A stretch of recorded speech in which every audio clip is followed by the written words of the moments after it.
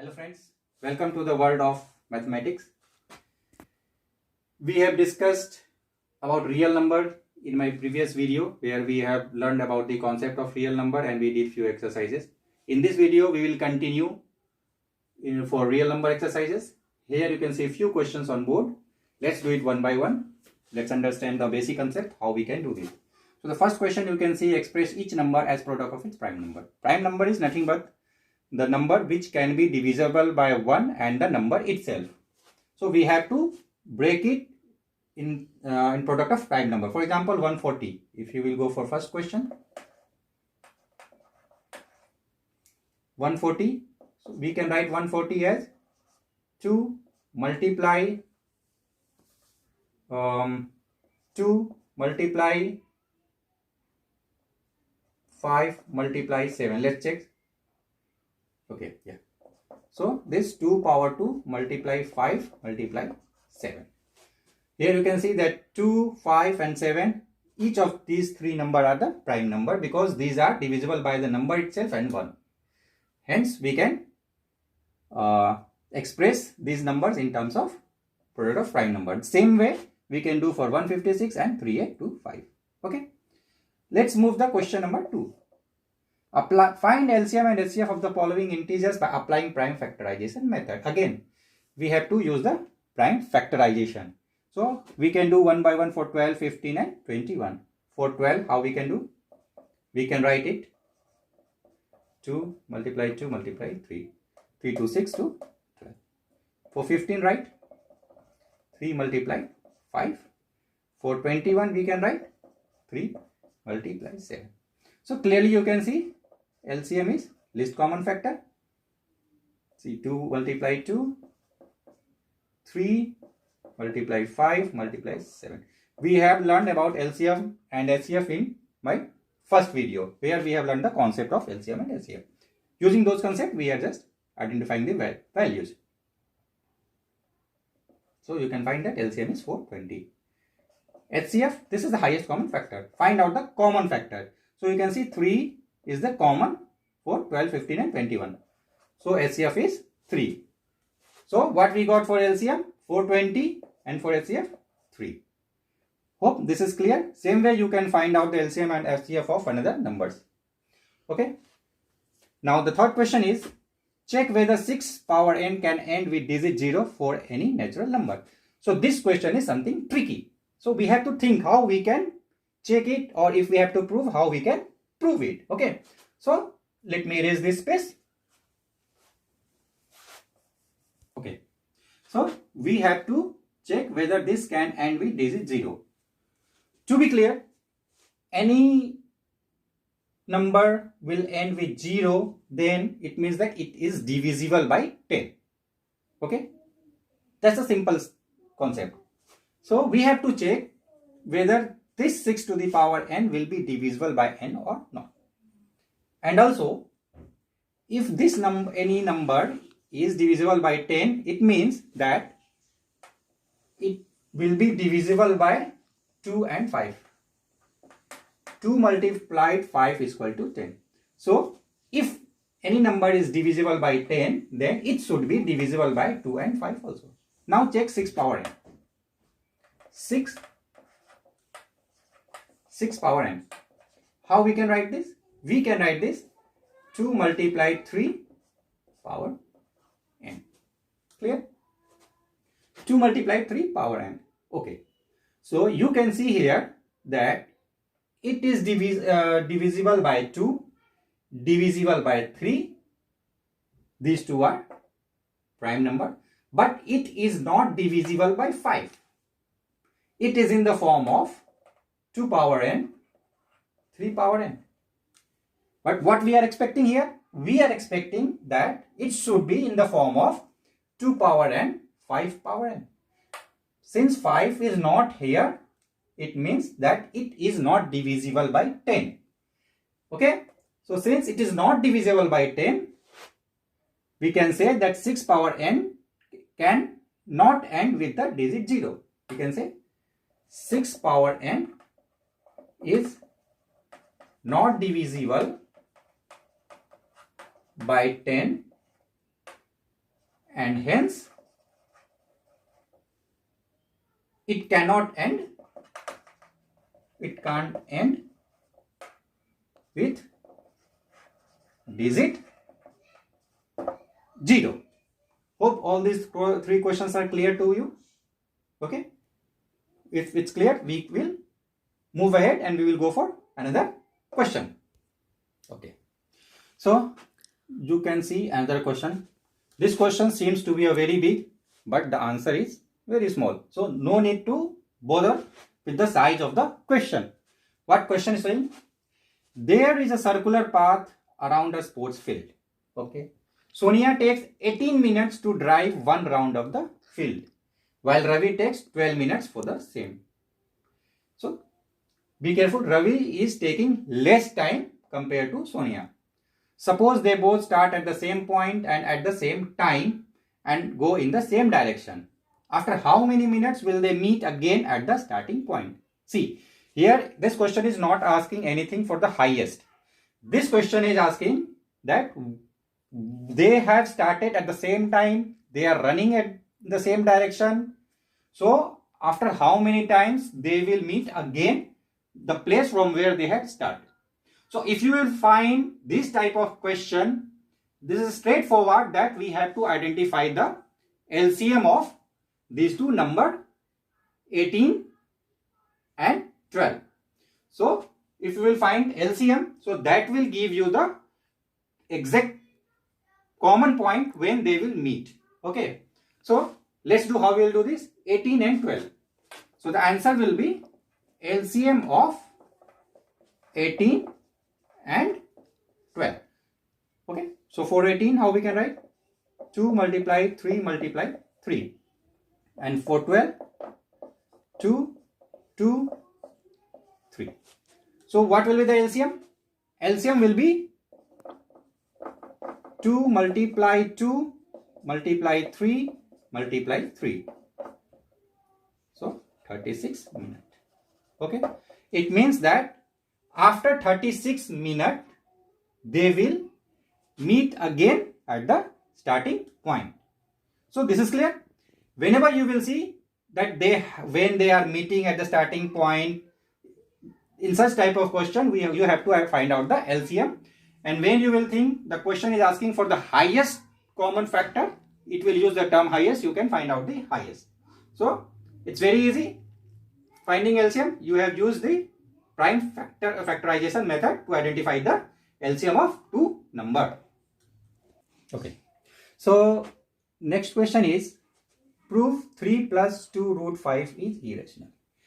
In my first video, we have discussed about root 2, root 3, root 5. These numbers are irrational number, and we have proved that those numbers are irrational. And in that video, I have also told that addition of any rational or irrational number will be irrational. We will prove how addition of rational and irrational will be irrational.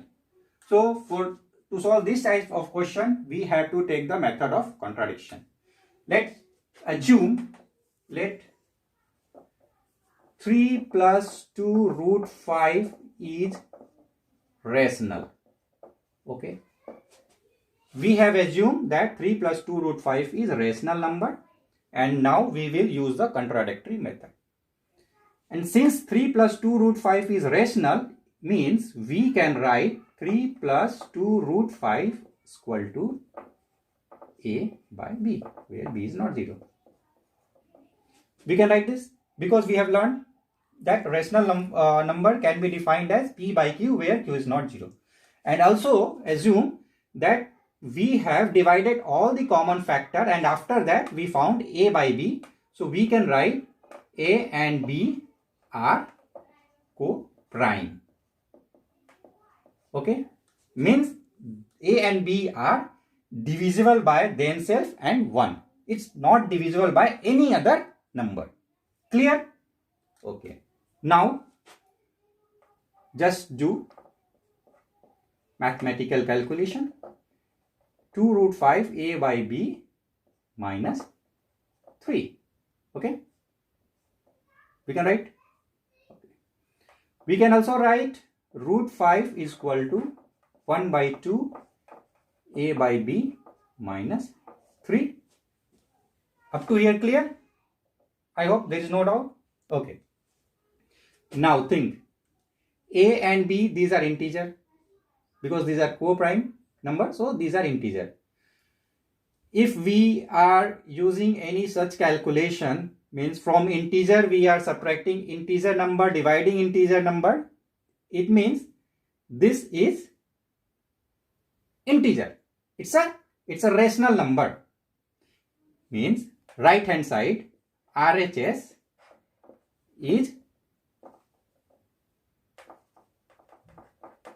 rational number. Why RHS right hand side is rational number? Because a and b are integer. A by b, b is not 0, means it's a rational number. And we are doing all calculation from the rational number, therefore this right hand side is rational number. But left hand side, root 5, we already know by theorem that root 5 is irrational number. Then see, LHS is irrational number. This we know from the start, we have studied. Okay. So we are saying one side that this is irrational number, right hand side is rational number, and we are saying equal. How it's possible? Rational number is equal to irrational number. It's not possible. It's just next to impossible. It means that our assumption was wrong. So it says assumption was wrong, which contradicts that 3 plus 2 root 5 is rational. It means 3 plus 2 root 5 is irrational. Hence it is proved. Similar way, we can prove 1 by root 2, 1 by root 5, all these numbers are irrational.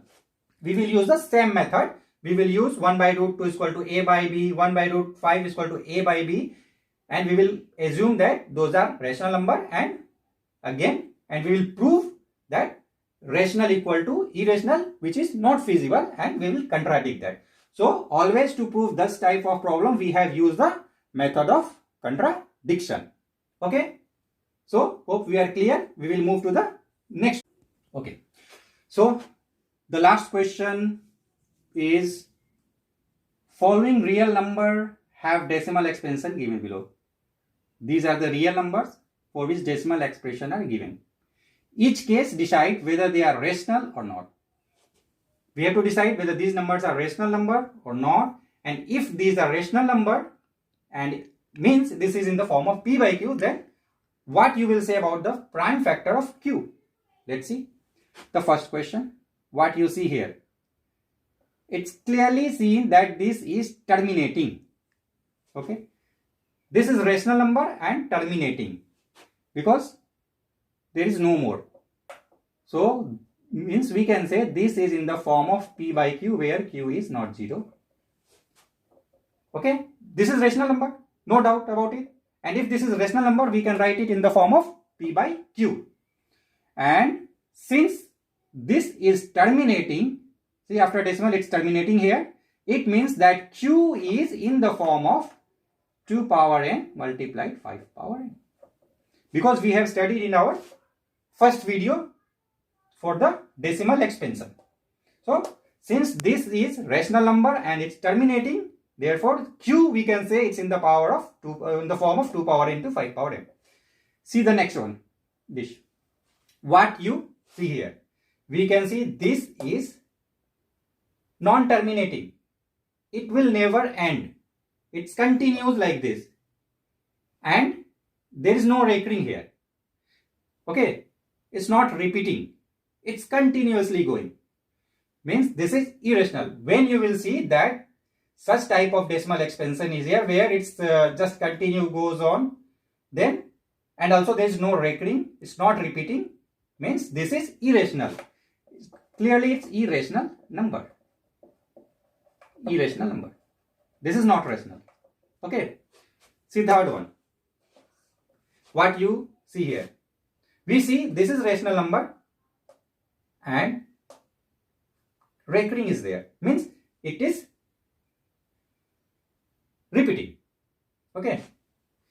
it's recurring here. So whenever you will find that there is recurring, it's rational number, but q is not in the form of 2 power n, 5 power n. These three concepts are there. If any decimal expansion is terminating, means it's a rational number and q is in the form of 2 power n, 5 by n. If this is neither terminating and nor recurring is here, it's a irrational number, straightforward. And the third case is decimal expression is, see here, recurring is there and it's not terminating. It will not terminate. Okay. But it's a rational number where q is not in the form of 2 power n, 5 by m. Okay. Okay. So hope this is clear to you. You can use this as a concept to identify the decimal expansion question, whether it is rational, irrational, and what is the form of q, etc. Okay. Hope you have got some idea with this video about how you can solve the problems related to real numbers.